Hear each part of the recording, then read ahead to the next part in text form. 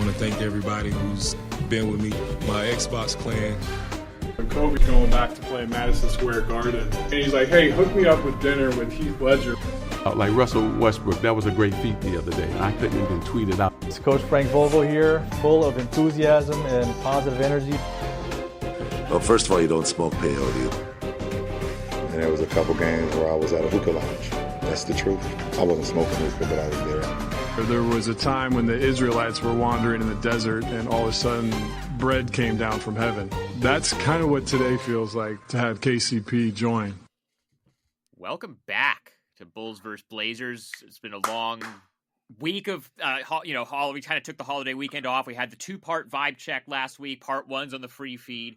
Part 2 is on the Patreon feed, which you can go to. Thank you to those of you who subscribed to our second half, knowing how important it was. Yeah, we picked up like 4 or 5 subscribers in the last week, so shout out to the Patreon family that's growing every day, or at least growing every week or a couple times a week. We appreciate all of you.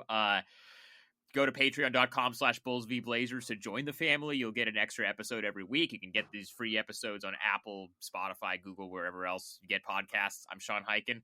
With me, as always, Erik Gundersen, who actually participated in some in-person sports journalism for the first time since March. I know. I was at the Oregon women's basketball team's game against the University of Portland, who were Cinderellas of their own sort in the West Coast Conference, winning the WCC tournament and qualifying for the NCAA tournament before, of course, it was canceled. And then the Oregon women are coming back now after having been the heavy favorites for the national championship and having lost 3 of the top 8 picks in the WNBA draft. So it was fun, but I had to say it was weird. I got a temperature check. I got, it was all socially distanced. I didn't see any players. I wasn't allowed to get within 3 rows of the court. There was a lot of really, I thought, adhered to stipulations, and it's hard. Was the media stuff all Zoom? It was all Zoom. But, obviously players would know if you were actually there. Right. Because you could, you would have your camera on and you'd be up in, it would say University of Portland or something behind you. But it was weird. And also it was like the players after the game couldn't say goodbye to each other. Like they played the game and they just like waved. Like they played a game, for 40 minutes of game time and, probably 2 hours worth of non-game time in total. And they just had to wave goodbye to each other at the end of the game. And it was like, it was definitely weird. Like I was glad I got to go. And ultimately I'm happy that I was able to go to a basketball game and be in the arena. And it felt something familiar to me, but it still was like, wow, like this is so different. And also Oregon's team is like so kick-ass. Like it was also fun watching them play. So I remember back in early March when it was like in the back, it was starting to the news was starting to make its way to the US that this thing was going to hit, but it hadn't fully hit to the point where they closed down the locker rooms a couple days before they actually shut the season down. And it was just so weird watching, like, on the court, like, guys would be, like, starting to dap each other up on the bench, but they, didn't really want to touch each other. Like, they didn't want to do that. And, like, I think around that time, CJ McCollum announced that he was going to stop signing autographs out of an abundance of caution. I will say, at that game, both benches were spaced out like they were in the NBA bubble, where players were, on the same side, but they were all spaced out and nobody was, like, able to hang with each other. That was something that I definitely saw that is going to be like a part of the protocol. And also like, they're not allowed to hang out really, you know what I mean? It's not part of the protocol. And like, that's totally fair. That's totally what right. You got to do when you're not playing in a bubble. Right. Exactly. They're not playing in a bubble. So all the players have to be very diligent about what they're doing and who they're seeing. And, back to the NBA though, like, Dame talked about this with us, Damian Lillard, all-star, best player on a team that I think is going to be a team in the top of the West once again. And he was talking about how it's going to be a part of the responsibility for a lot of these guys to just go get your work in, make sure you get your food, maybe don't have any contact with people, make sure you get some healthy food. I mean, Dame was talking about eating sushi, all the time. And you got to make sure you do that, but you also have to make sure that you don't expose yourself. And we've also seen, obviously, Denver made it to the fucking Western Conference Finals doing a bunch of bullshit. Did you see the Otto Porter video from yesterday? Yes. I mean, dude, that's the difference. Okay, the Nuggets did have a video of them partying together, but they did not have a bottle sharing moment like Otto Porter. And like, you know what? By the way, can we talk bad, about but shout out to the bad teams. Did you shout have out to the bad teams? Welcome back. Did you have the same takeaway from the Otto Porter video that I did? No, what? Tell me yours first. Did you see what the champagne was that they were popping? Oh, it was Kirkland's signature, of course. It wasn't. It was like not Cristal. It was Costco. It was Costco. I mean, Costco. Costco has good sourcing, I have to say, but Otto's making how much? He made like $84 million over 4 years because he got that 106. deal. 106. Okay, 106. I'm sorry that I misquoted. You lowballed Otto Porter. But dude, welcome back, dude. Oh God, shout out to the bad teams. You know what I mean? I'm so excited. We've got like shout out. Like we got spoiled in the bubble about like, oh yeah, all this good basketball. It's gonna be so sick. And you talked about this a couple episodes ago. That like we forgot that the bad teams were there, but like now I'm like extremely excited. Like shout out to the bad teams because they're gonna make our lives so much more entertaining with their incompetence that there's nothing that can replace it. There really isn't. We're gonna get the Cavs back. We're gonna get the Pistons back, which is gonna be kind of one of the goofiest, just generally. LiAngelo Ball. Do we think he's actually gonna make the team, or is that just no? But it's also classic. Like now, LeVar can say he got all of his. Troy Weaver is executing the most classic process that has maybe ever happened in the history of sports. Like Troy Weaver's process is not only including Mason Plumlee getting a lot of money, Jahlil Okafor, a process legend, but he's also getting Jello Ball on the Pistons. And honestly, like we saw how Blake Griffin made fun of Austin Rivers.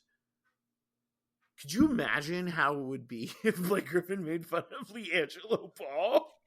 Just for only being on the team because he's got a famous dad or whatever. Yeah, and just being classic. Dude, like, I think it would be so hilarious. And, like, honestly, yes, the Pistons are totally not going to be good. And they know that.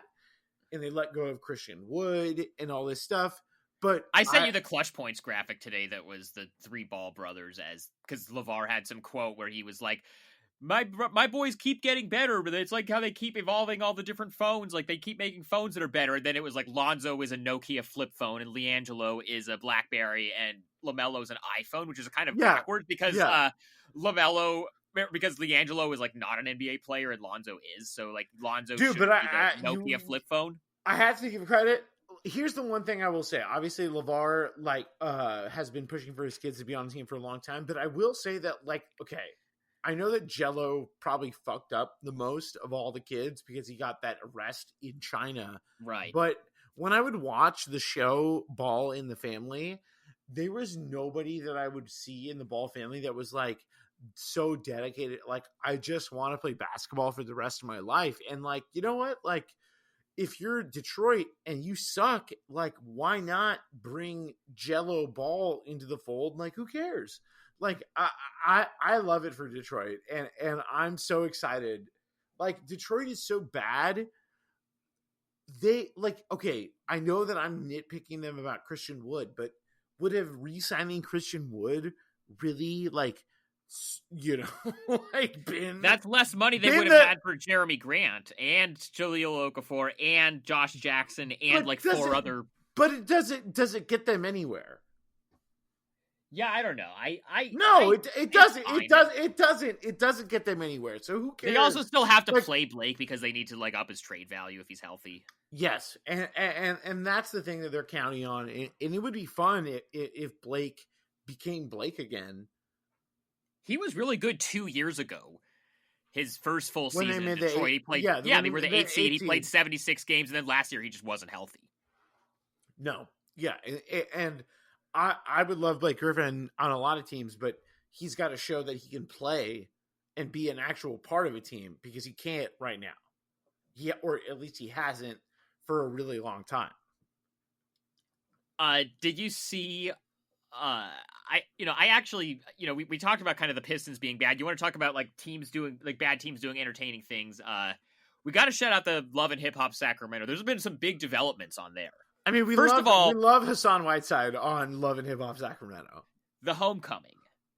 Maybe we'll get a DJ Khaled guest appearance on Love and Hip Hop Sacramento now with Aneel Ranadive. That's the other thing I needed to bring up because Mr. Three Phones himself, Aneel Ranadive. You were talking on the last episode about Joe Two Phones Dumars being the shadow GM. Well, he just got alphaed by Aneel Ranadive, the son of the owner of Vivek. I'm going to pull this up because I actually have this excerpt from. Listen, I have the utmost respect now for Aneel because he knew his history. You know what I mean? He knew he was going up against maybe the greatest two-phone monster the NBA front offices have ever seen. And he said, you know what? I look at that and I raise you one phone. And he's like, I'm ready to go. And I've learned from the greatest. And it's great that Joe Dumars is there and was part of the growth. But I think Aneel was like, I'm going to take it to a new level. Shout out to A$AP Ferg and Future. And of course their song New Level, which I saw them both perform at the Whitewater Amphitheater in Auburn, Washington, just outside of Seattle. And I was back when we were allowed to have concerts. And I have to say that I was on a new level. Well, he also he gives a little bit of kind of Bus family infighting too, because he knows that Anjali World has all the social media clout, and so he's got to kind of carve his own path. So this is kind of a Jim and Jeannie Bus dynamic. But anyway, this is Aneel's Moneyball moment. It is his Moneyball moment. This is from Sam Amick back during the Bogdanovich stuff a week or two ago or whatever. I have this pulled up. With Kings owner Vivek Ranadive known to be extremely involved as always, and with the increasing influence of his son Aneel, Monty McNair finds himself facing similar forces of past Kings GMs.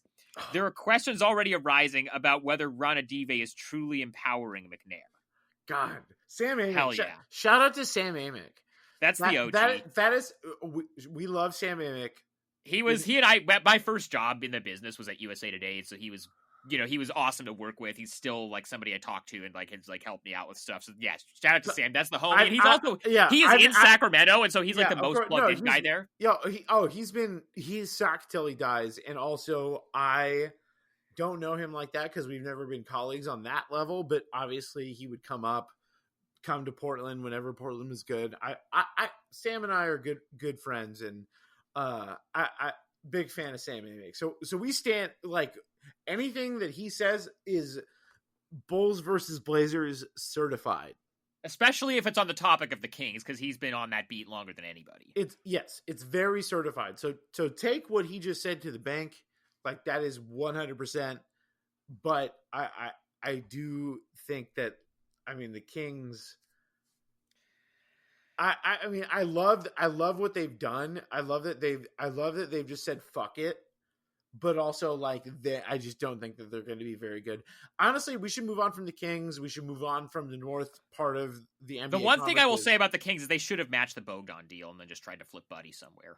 Yeah, that was the vision that we talked about on this podcast. And also fire Luke Walton.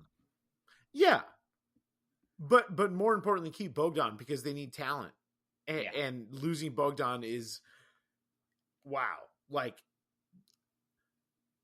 Have fun in Atlanta. No. He's gonna Atlanta's gonna be fine. Atlanta's okay. They got a lot of talent. They got they use their cap space as much as I haven't been a big fan of what they've done. They use their cap space pretty well. They got Rondo. They gave him a bonus for the playoffs. They got Gallo. They got Bogey. And they have a lot of guys. I know John Collins thinks he's the next best big man, but you know what? Now he's got to show it. And so they've got a situation where they have a team where they could, and I think Herter is going to be a little bit better in season 3. And obviously Trey is just so good. I don't know, man. Did you listen to the Low Post with Zach and Arnovitz the other day? I haven't, no.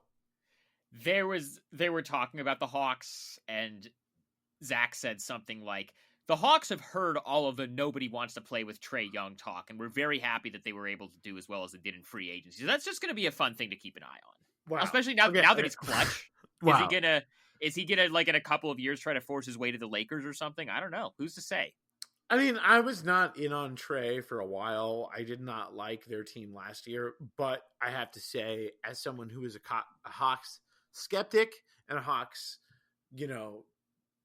person, that I don't really love what they've got going as a real team. And still, though, I think they're good enough to make the playoffs, definitely make the play-in with whatever it is that the play-in is for both conferences. I think they're going to be in the mix. I just think they're going to be good enough. And getting Gallo and getting some real forwards and some real wings that can play, I'm not going to dismiss that as a real thing. They spent their money on real NBA players, and getting Bogdanović, really, that, he's their second best player without a doubt. It does sound like they got a mandate. Travis Schlenk got a mandate from ownership that they have to make the playoffs this year. And so I hope they do, just because I don't want Lloyd Pierce to get fired, because he's going to be the fall guy if they fall short. Yeah, definitely. And I like him as a coach. I thought he was a good presence for them. But again, yeah, things have to work out. All their guys have to stay healthy, and that's going to be difficult. It's always really hard to count on that. And also, let's be real. Trae has put up great numbers, but who is Herter really? Who is he? People talk about him and how he's such a great shooter, but people talk about him like he's, the Southern version of Klay Thompson. And it's not, it's not like that. So what is that? Who is their second guy going to be? Is it going to be Bogey? Can Herter be even a third guy? What is, they spent a lot of money. They've got to be a team that is at least, I think, competing in the top for a top 6 seed in the East with how much they've spent. But then where does that spot come from out of Milwaukee, Boston, Toronto, Brooklyn, Miami, Philly? It's difficult, but I think they're definitely in the mix.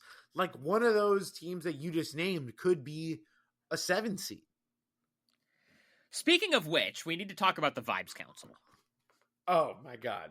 Because if there's a pick for me on my end to not be in that top 6, I'm kind of low on Brooklyn. Oh, you're the king of the Brooklyn Skepticism Council. I'm fading the Nets as title contenders. I know you're betting the under hard.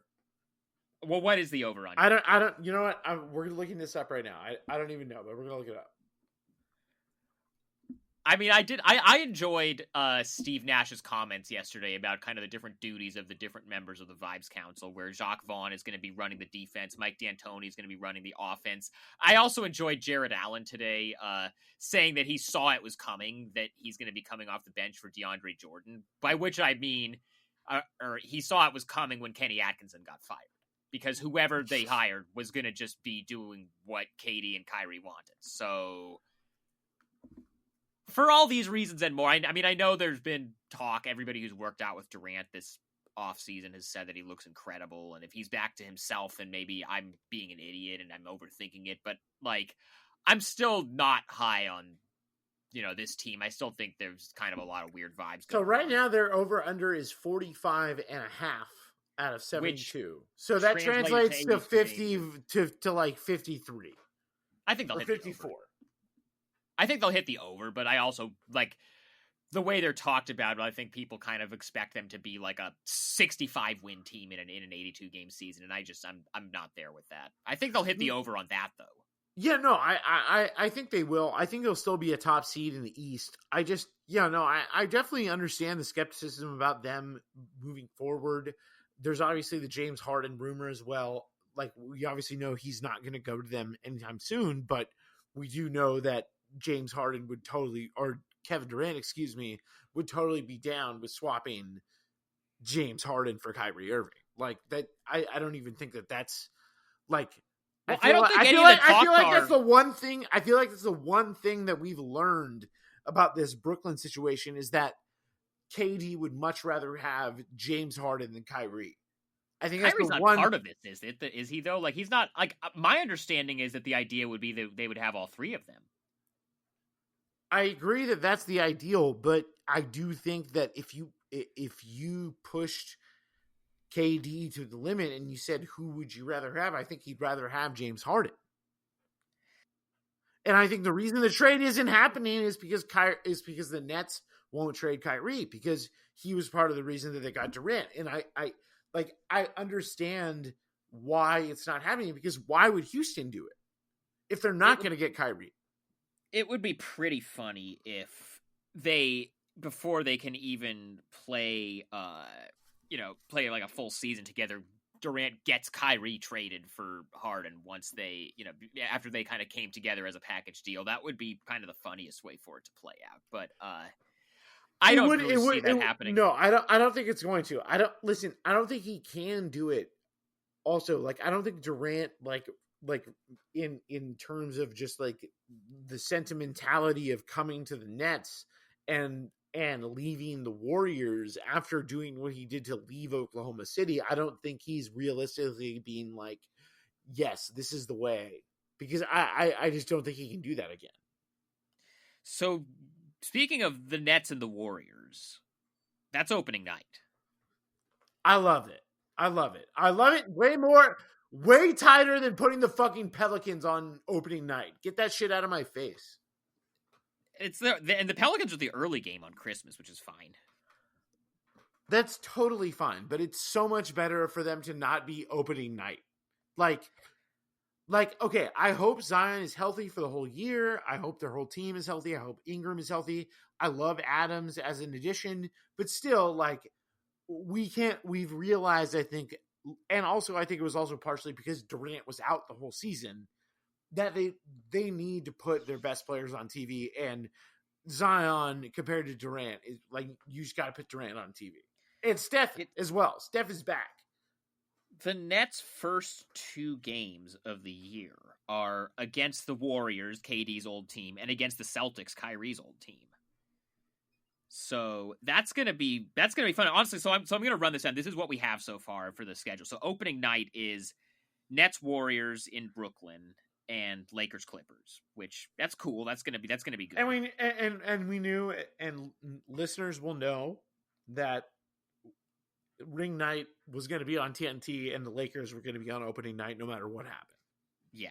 So then the following night, Wednesday the 23rd, is Bucks Celtics in Boston. So that's Giannis versus Tatum. That's, two of the, top East teams. So that's cool. And then Dallas and Phoenix, which is Luka versus Ayton, Luka versus Booker, Booker. Yeah. I mean, yeah. Oof. That's fun. It sucks that Porzingis isn't going to be healthy. Yeah, it seems like Porzingis is already on like the second half of his career, which is crazy.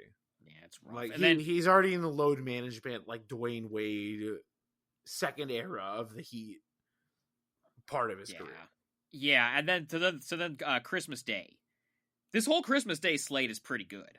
It's Pelicans Heat as the early game, which, like, you got to have Miami on there because they made the finals and they are the defending East champions, but they're also not like a huge national draw. So you put them against Zion, you let them be at home, and you got to let them be at home too. Like, yeah, good call on not making them travel, because I feel like a lot of times the NBA isn't really good about making either a conference champion or an NBA champion get to be at home for Thanksgiving or for Christmas. Well, because the last few years they've tried to have Cavs Warriors on Christmas. Yeah, and there were times also that the Cavs would not be able to be like they would have to be on the road or something, and it would just be it was a whole mess. So I feel like they've done a really good job at this point with the Christmas Day schedule, making sure that the Heat are at home, and also, I love this second matchup with Milwaukee and Golden State. It sucks that Klay obviously is hurt, but I mean, I love that matchup to have Steph and Giannis against each other. Like that's I gonna be like great television. both that one and the Dallas Lakers, which again Porzingis being out sucks, but every Luka LeBron game so far in is their lit. career Is has lit. been awesome. But also, I think this is smart by the NBA because they aren't really putting a lot of like rivalry games on Christmas, quote unquote. What they're doing is they're understanding that they need to start promoting guys like Giannis and Luka as like the next guys that casual fans are going to know about, or that not casual fans are going to know about. And Jason Tatum, like I mean, the Celtics, Sure. you gotta promote Jason Tatum, dude. Like, well, what I'm saying with those two games in particular, yeah, I mean the Celtics Nets, they have like the Kyrie thing, and like I get that, but in particular with Luka and Giannis, you know, Giannis is the 2-time reigning MVP. Luka is like gonna be the next guy for like the next 10 years. But they're not really like household names to casual fans yet. And so what you do is you put them on against the two big market California teams with the huge fan bases, and the Lakers and Warriors. Because then those people are going to all watch because it's the Lakers and the Warriors, and it's Steph, and it's LeBron, and it's Anthony Davis, and it's the defending champions, and all of that. No, and I also think that the last game of that night, too, the Clippers Denver is less because honestly, those two fan bases are not going to be like that epic, but I do think that the reaction that a lot of NBA fans had to the Nuggets knocking off the Clippers was a big factor in choosing that, because people will be like, oh my God, remember when Jamal Murray just destroyed Kawhi and Paul George and they made them change their coach and all. Did you see stuff. the JaMychal Green quote from Media Day yesterday? I did not. Please tell me. Please tell Oh my us. God. Oh Please my tell God. us. I'm going to find this. Hold on a second. I can't remember which. This is incredible. The NBA season, we have teams across the league starting training camp, and we told y'all the first couple games, but this is going to be so exciting to have. This is the single best quote from stuff. Media Day so far. Okay, JaMychal Green giving us. I'm trying to find this. Where is JaMychal Green these days? What do you mean? Like which team? He's on Denver. That's why I brought this up. Oh, so he's replacing Jeremy Grant, because Jeremy Grant went to Detroit, and they were talking about that today. Honestly, Green is like their fallback. Well, and then also they signed Jello Ball. But LiAngelo Ball is a Detroit Piston, which shout out to Troy Weaver for doing it for the content. So this is from yesterday. This is TJ McBride, who's one of the Nuggets like beat writers. He very plugged in. Follow TJ for sure. This is from him from JaMychal Green's media availability yesterday on why he chose to leave the Clippers to join the Nuggets. It says, blowing the 3-1 lead, you know they had heart. It wasn't a tough decision. What? That is saying, fucking fierce. He's like, they have no heart. No, the Clippers didn't. No, he said the Clippers had no heart, so I left them to join the Nuggets. After they beat us from down 3-1. Yeah, it's incredible. Oh my God. That is savage. That is incredible. It's so good. Well, shout out JaMychal Green for leaving the fucking Clippers. And shout out to Jovan Bua, who had the athletic expose today, basically, about how the Clippers' chemistry was terrible last year. And frankly, what was reported gave me no reason to believe that it will be saved. Like, I believe in Ty Lue. I think Ty Lue is the right guy for the job. I think if anybody can get it done, it's Ty Lue. But Ty Lue's experience with dealing with a roster of like very big personalities involved LeBron. And LeBron is a leader on a level that and he's self-aware enough to realize when his own actions are pushing his teammates away. Like, he's been through so many experiences, he realizes that. And I just don't think that Paul George and Kawhi Leonard will ever be able to realize it. And so, did you see what Paul said today? No. So Paul George went on the podcast All the Smoke, which, I mean, Steven Jackson's canceled, whatever. Like, we realize that. We realize Steven Jackson's canceled. See, but he's canceled. Did they smoke weed? I'm assuming that they did because it was All the Smoke. But also, like, first of all, Paul George should not go on All the Smoke. Like, Paul George is a guy that, like, I feel like every time he does, like, an interview, he says something that's going to come back to bite them. Like, that's, like, the environment of All the Smoke, which is, like, that's where guys go to be unfiltered. People that love Paul George, listen to us right now. Let him realize that he needs to shut the fuck up, because the best thing that he can do is get buckets and just not talk. Whoever is his handler should not have let him go on All the Smoke. But that aside, he said that he thinks part of why their chemistry was as bad as it was because they had so many practices get canceled. And from the Jovan story at The Athletic, who was the one that was canceling all the practices? Kawhi. So, things are going great. Things are going great. And also, like, okay, it was very clear, like, you know, when I read that story too, it was like, okay, it was very clear that Kawhi was canceling practices, but also, like, Paul George would be, like, doing these little things that would really annoy guys. Like, that weren't maybe as big as Kawhi canceling practice, but that were very annoying. And also, when you think about what kind of team you are, they built themselves as the gritty underdog in LA. And it was so funny to see them, like, get out hustled, out toughed, and by Denver, even not even by the Lakers.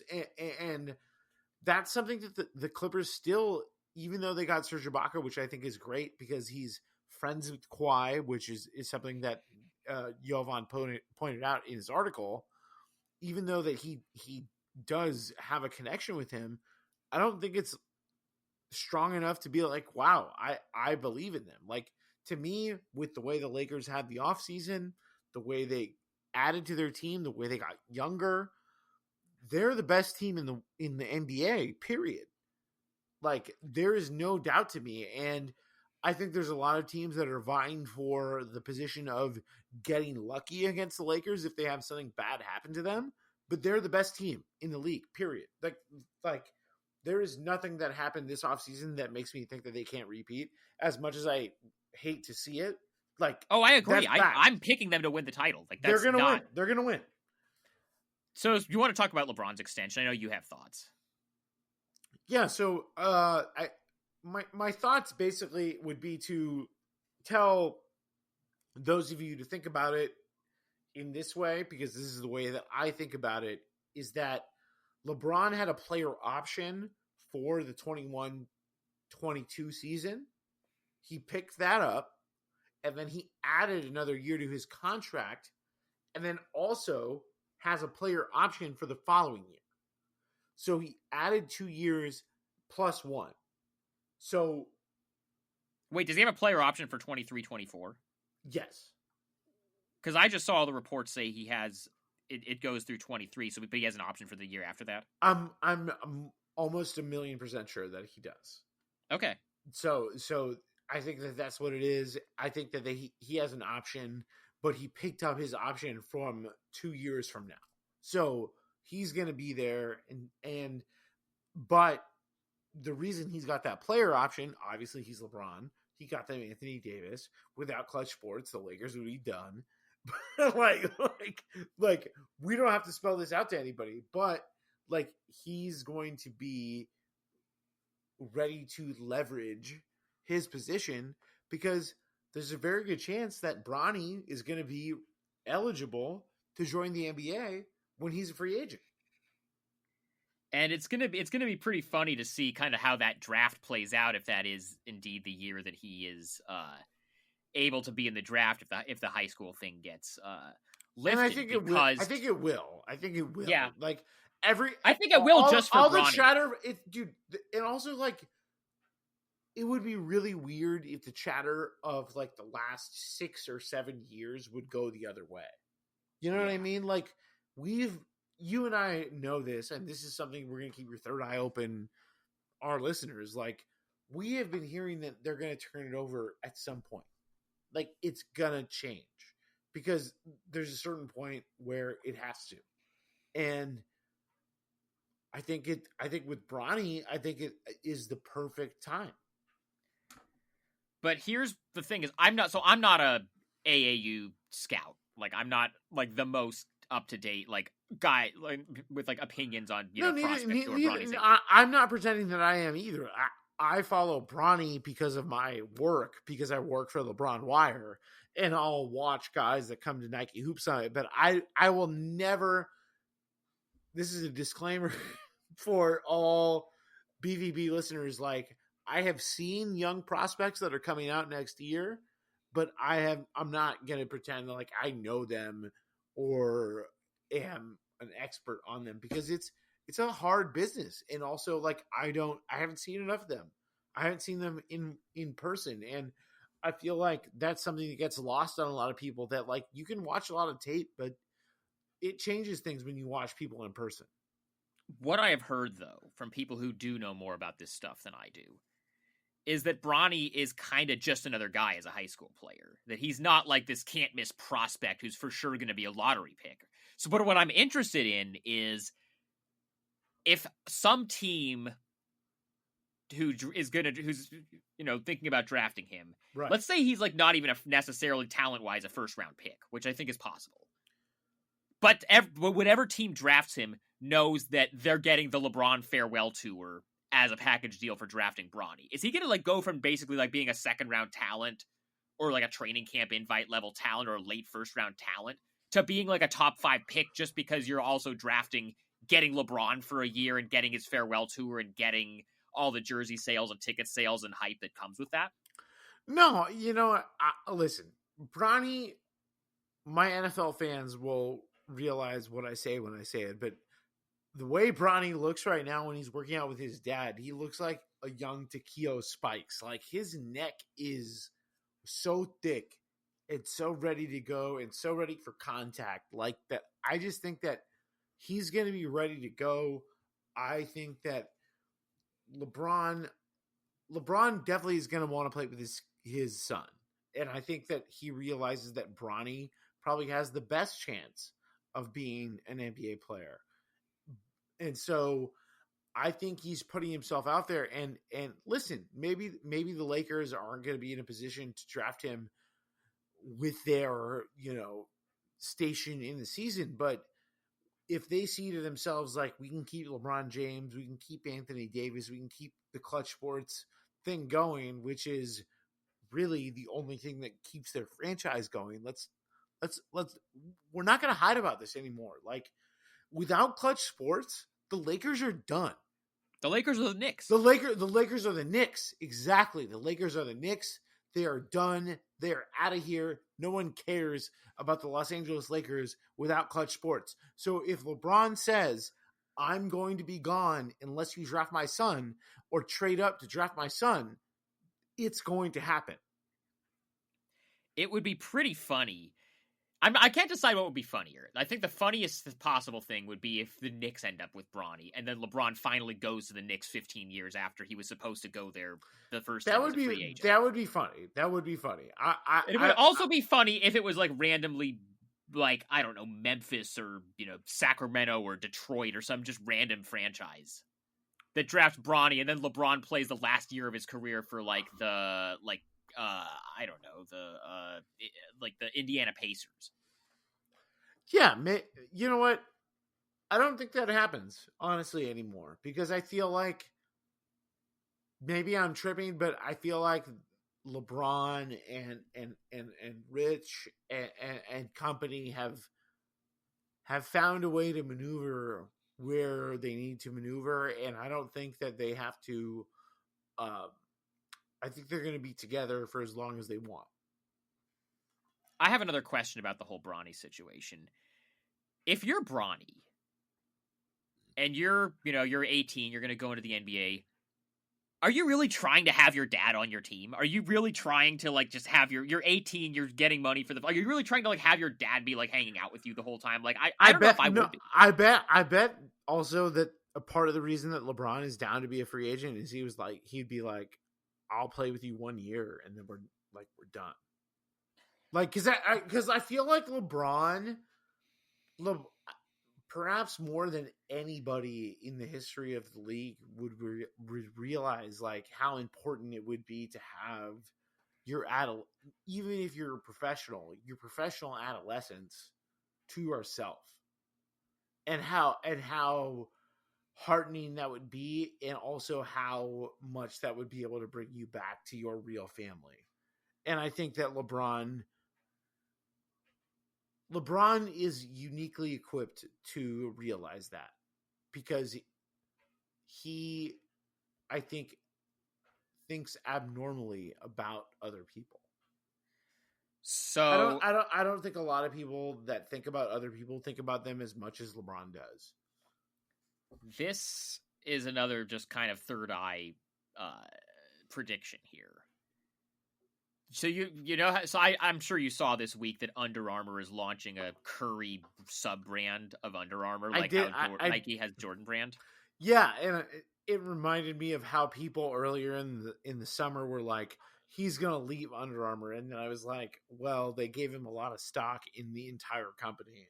There's no way he's gonna leave it, and so they're doing a Curry sub brand. I got a lot of joy out of that happening when people were saying like, oh, he's going to go to Nike. Like, there was absolutely no way he was ever going to go to Nike. Nike is for sure going to give LeBron his own brand, right? Yeah, and he already has one. He's working on it. Like, I feel like LeBron. So Kobe was like a full-on basketball brand and soccer. Feel like, but I'm talking about like Jordan brand being a separate thing from Nike. But I think that LeBron's thing is that like LeBron will have his own brand, but it won't just be basketball. No, I know, but like it's gonna be like yoga, it's gonna be wellness, it's gonna be all this shit. But he's gonna have a sub brand of Nike that he's gonna be able to sign people to, where like how Zion and Luka are signed to Jordan brand, they're not signed to Nike. There are gonna be people who sign to LeBron brand, right? Of course, I think it's. And who is going to be the first LeBron brand client? Bronny. It's going to be Bronny. I'm just telling you guys to keep your third eye open for how all this is lining up. Listen, keep your third eye open. It's happening. Man, I'm so excited for the NBA season to start. The positive test stuff today was interesting. I don't know if you saw the positive test stuff. You know what? I don't want to talk about the positive test stuff. I want to talk about the Hornets. Okay. All right. I want to start a dialogue about the Hornets making the playoffs. By making the playoffs, do you mean just like... No, I like being in the top 6. The top 6? Like... Okay, at least get into the play-in. I think they get in the play-in. I think Charlotte is here. Like, I think Charlotte is going to be really interesting. Okay. PJ Washington is bringing. He was one of the most efficient post players in the league last season. Okay, I like that. Keep going. We like. I like LaMelo, and frankly, let's zoom out and let's say that 2 years ago you were given the opportunity to overpay Gordon Hayward or overpay Kemba Walker. Who would you rather overpay? My answer is I'd rather overpay Gordon Hayward. As much as he's not delivered, I would rather overpay him and then pay a rookie salary to LaMelo than try to keep doing what you were doing. And in this sentence, I'm going to say this: Michael Jordan didn't fuck up.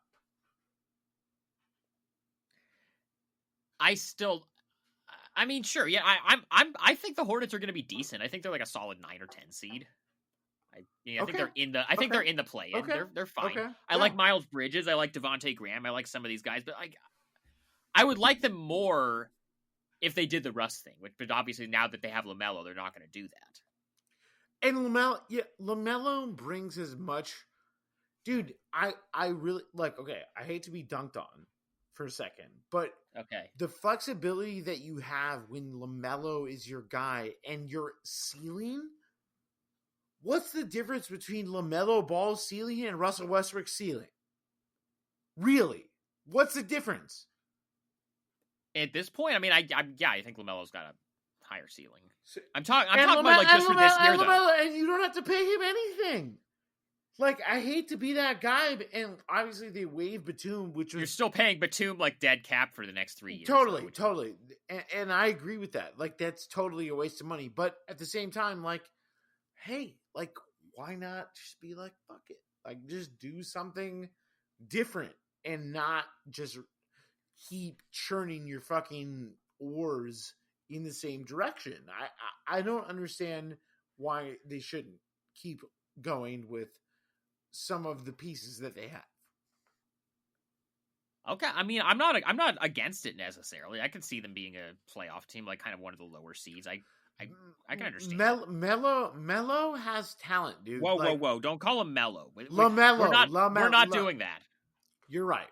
We're respecting this is a the pro OG. Carmelo Anthony podcast, not a pro Melo Ball podcast. Which, frankly, we have to point this out that LeVar named his child after Carmelo Anthony. I'm saying that right now. Do we know that? Did he say that? I'm saying it. Okay. There's nothing that we have to fucking contest. I'm saying it. LeVar said that because he heard the name Carmelo Anthony. And Carmelo Anthony chose to end his career, maybe not even end his career, but to continue his career with the Portland Trailblazers. Yeah, the vibes are flowing. He's coming off the bench, Terry Stotts said yesterday. Dude, I said this on the pod a couple weeks ago, but I'll say it again, that when he was on the podcast with JJ Redick and they were talking about Houston and how it didn't work out the way that everyone wanted, he said very explicitly that he wanted to make sure that it worked out and make sure that he was there because it wasn't just about himself. And that he wasn't just there to increase his his Q rating or whatever, that he wanted to be on the team because he wanted to win a championship and be a professional and be a part of a team that would beat the best team in the league and not just be a fucking, some random guy. Like, he wanted that. And I think that's something important that he addressed with JJ Redick, that he wasn't just there to be there. He wanted to be a part of a real team. And I feel like with Portland, he has the best chance that he's ever had to be a real part of a real team. Yeah, I gotta say, I mean, I hate to also be going back to the positive test thing that we don't really want to talk about that much because it just kind of is what it is. Yeah. But I have the same feeling about the Blazers that I did in the bubble, where they're just locked in. They're all professionals. They're all going to be doing what they're supposed to be doing with the COVID stuff. And so I think they're in a good position because of that.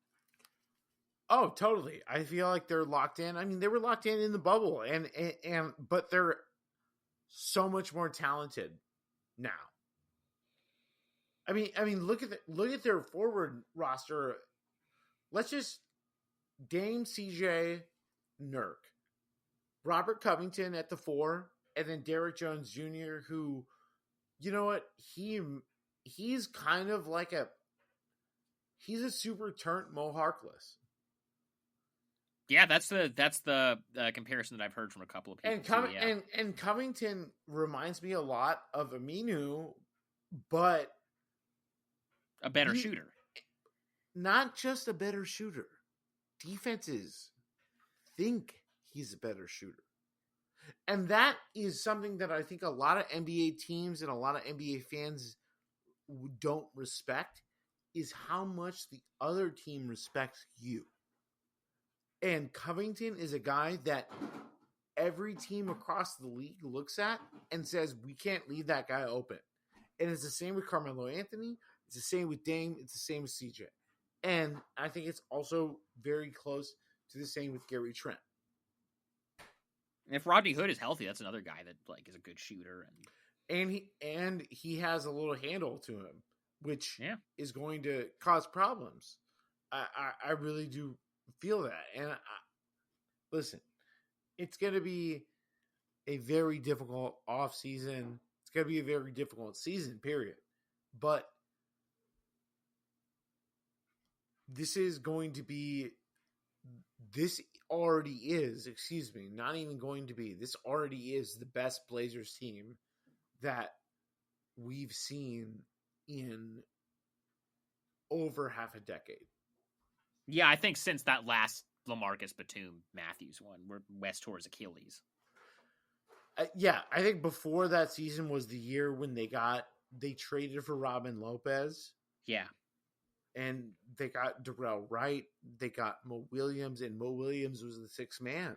Really, Mo was the sixth man. He made the pass to Dame when they won the championship, or they won that finals series. But also, I wouldn't keep it. I'm not going to keep an eye off of. Portland has a lot of movable salary. And if they get to a point and they're saying, like, what's good, LaMarcus? Yeah. I mean, they have pieces. Especially, we'll see what happens with Zach Collins if he's healthy. Like, if he comes back, what he looks like. Oh, Mr. 50 Minutes? Yeah. I was going to say this. Zach Collins is, like, big dicking the whole media. You don't have to say this, but Zach Collins is like, yo, don't fuck with me. Okay, like so elaborate. No, but I just feel like the whole Portland media was hesitating on a Zach Collins interview, and it was way too much and not appropriate and not the right vibe. And so that's where I feel about Zach Collins. But I do think that he's right. And I do think that, listen, I'm excited for the NBA season. I'm excited for what we have in front of us. And I am excited for feeling the seasons, the next couple seasons a lot together. So that's all I have to say. This has been the Peace and Love Hour with Erik. The Peace and Love Hour. I'm so done. I'm just, Sean, I'm tired. I wanted to say that, like, listen, we did what we did. We fucking put it up, and I cannot wait for next season. I'm so excited for the NBA. I'm so excited for your predictions. I want to do a Bulls versus Blazers over-under pool, because I think that everyone's feelings towards the NBA creates a real, true stew of greatness. And vibes. And just, like, feelings that, like, I would love, like, I don't even care about making money at that point. I would love to just share our feelings, share our data points, share what we're feeling with each other, and feel it together, and think about it, and hold it, and live together. And so that's what I love. That's what I want to do. And this has been Bulls vs. Blazers with Sean Highkin and Bill Walton. Erik, before we go, I just have a tweet I want to hit you with. Bill Walton, have I told the story about the time I was playing basketball at the Oregon Rec Center, and Bill Walton walks by me and he said, "Hello, you're doing amazing, keeping the game alive." That's vibes. That's for the rest of your life. He told me that we were the true force. Hell yeah. So this is a tweet that is from like a week ago that I feel the need to bring to your attention. I don't know if you saw this. I haven't. I guarantee I haven't. This is from former Phoenix Suns general manager Ryan McDonough, who is now kind of on that. He's a GM. He's a media grifter type. Yes. Yes. I like Ryan. I've talked to Ryan. Ryan doesn't like an IPA, but I have to say that maybe he should relax on trying to push Bill Walton to the masses, because you know what? You gotta be at least a little bit relaxed to push Bill Walton. So here's what Ryan McDonough tweeted.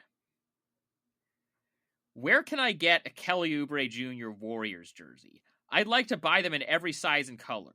If Oubre jerseys aren't available yet, then I'll probably buy a Brooks jersey. I haven't decided if I want a Dylan Brooks or a Marshawn Brooks. I always get those two confused. Wow, he doesn't get to do that. I was looking for. I feel like he's stealing valor on a trade call. I was looking for a Luka Doncic Suns jersey, and I couldn't find one. I did, however, find a Dragon Bender Suns jersey in the clearance spot. And a Marquise Chris. Yeah. I found a Marquise Chris. I also found a DeAndre Ayton.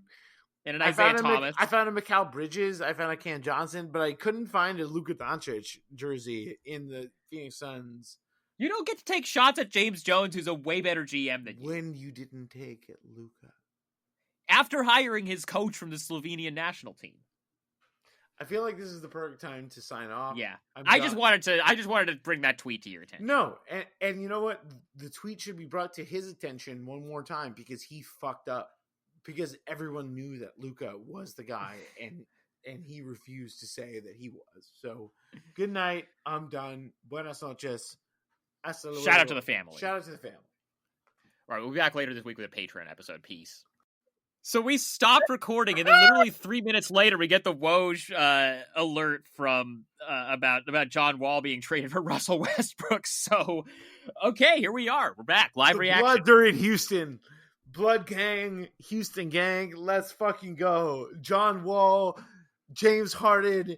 Threes galore. Oh, my God. I cannot wait. Honestly, John Wall at James Harden is exactly what the culture has needed for a long time. I'm excited about this, man. This is like, maybe this is going to reinvigorate James Harden. Maybe he doesn't want to get traded now. What? Dude, okay. If John Wall looks good, because all of the reports and all of the ideas, like exactly. The stuff from people, and this is, take this up with a grain of salt because everybody looks amazing in these offseason workouts, but supposedly John Wall looks really good. And listen, he is one of the best athletes that we've ever seen, and also he has incredible vision. I am willing to. Harden doesn't have to play. I'm willing to believe it. I'm willing to believe it, at least for a little bit. Just give it a chance. And Harden, they are not in a good spot regardless. So he might want to get traded, but at least they tried something. You know what I mean? I like this. I love it. Rafael Stones is back. Yeah. He's back. Rafael Stones, the GM of the Houston Rockets. His real name is Rafael Stone, but he has the stones to make a move of this magnitude. And we love John Wall and James Harden, a righty passer, a lefty passer that are going to be elite at getting 3-point shots for their teammates and also being elite at finishing at the rim. I am very into this move by the Rockets because they realistically had no choice but to keep going deeper into the James Harden experience. And they got a first, which they didn't have any of because they gave up all of them in the Chris Paul Russell Westbrook trade. That's amazing. I didn't even know that. And wow, again, our skepticism of Tommy Shepard validated. Because he lied about listening to rumors by Fleetwood Mac, and that was just a red flag. We were just going to talk about one of the things I was going to talk about on the pod that we didn't get to before we ended up signing off was John Wall at some charity event this week, no commenting when asked if he had asked for a trade. Wow. After Tommy Shepard had said, "Oh, we have no plans to trade John Wall," which Okay, here we go. Well, and now we see it. Now we see the vision. Woj has already said it's John Wall to Houston for Russell Westbrook. I cannot believe it. This is exactly what we've needed. This is a 2K dream come to life. Like, this is a video game vision that the Rockets have created in an attempt to save their franchise. This is not just a move for vanity's sake. This is a move that they think might save their team and the future of this franchise in Houston. And I feel like that has to be talked about, is that Rafael has the stones, said, okay, we get it. Russell Westbrook cannot take us there. But can John Wall take us there? And he's at least asking that question. And I love that. I love that for the league. I love that for the Rockets. I love that for Rockets fans. Mark Stein just tweets, the Wizards have a strong Russell Westbrook advocate in Scott Brooks. And now point guard and coach will team up again. Hell yeah. This is, I already texted Fred a thoughts and prayers dude, because he's going to have to cover Russ now. Dudes rock. This is so tight. Like, I love this. I mean, it's going to be, I think it's going to be a disaster. Shout out to our family. Shout out to the family. Yeah, Kelsey's telling me to be quiet, but shout out to our family. I'm sorry, we do have neighbors, but there's nothing better, honestly. But honestly, there's nothing better. John Wall and James Harden, a right-handed first step god versus a left-handed first step god on the same team.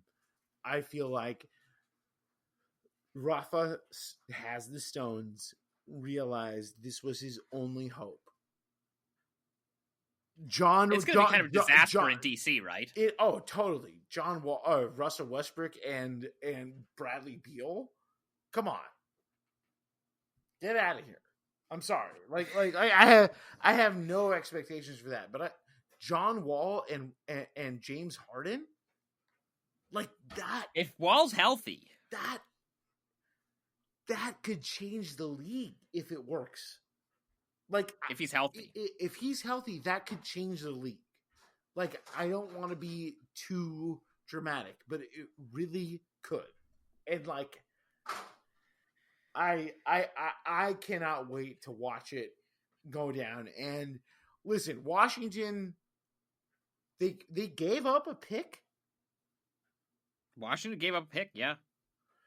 Man. It is hold on, let me find that's tough. Protected 2023 protected first rounder. Okay, that's okay. All right. Well, okay, it's a pick, but it's not. That pick could be Bronny James. Wow. Speaking of Bronny James, I mean, did we talk about Bronny James already on the? Oh yeah, we talked about it for like 20 minutes. That's right, man. I just can't believe. I'm sorry. I just like. This trade has broken both of our brains. This is insane. I mean, we obviously thought that not LeBron. God. Clutch brain. Yeah, clutch brain. That John Wall and Westbrook was a possibility, but I felt like contract-wise, he was like the only guy that you could trade. Right, and keep your third eye open. That he's $200,000 less. John Wall is than Westbrook. Yeah. And that is something to keep in mind with Tillman Fertitta, who has lost a lot of money. Yeah, that's actually a good tweet. I'm gonna throw that out there right now. You should. Because we talked about this on the last episode or a couple of episodes ago when we were like making the joke that like it could be a John Wall trade that he makes $200,000 less, but he actually does. And like we shouldn't just dismiss that, especially in the current times that we're living in. And man, I cannot believe that we are here, that this is what has gone down, and I'm excited to watch. But even though everything is bad, it seems, I'm excited to watch NBA basketball again. I'm excited to try to relax. And dude, I'm so glad we got back online after this Westbrook John Wall trade, because I don't even understand The vibes needed this. The family needed this. Shout out to our family. Yeah. So we just kind of felt like we had to get back on to react to this. We had to. Have much more. It was the biggest. I mean, it might be the biggest trade. It is the biggest trade of the offseason. Yeah, it's the biggest trade. It's the biggest trade. Two $40 million players being traded for each other is insanity. Yeah. And that doesn't happen every day. So we had to get back online, talk about it, and I'm excited that we did. So I'm excited to talk later this week because we're not done.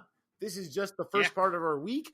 We had a slow start to our week because of other obligations that you will hear about. Keep your third eye open.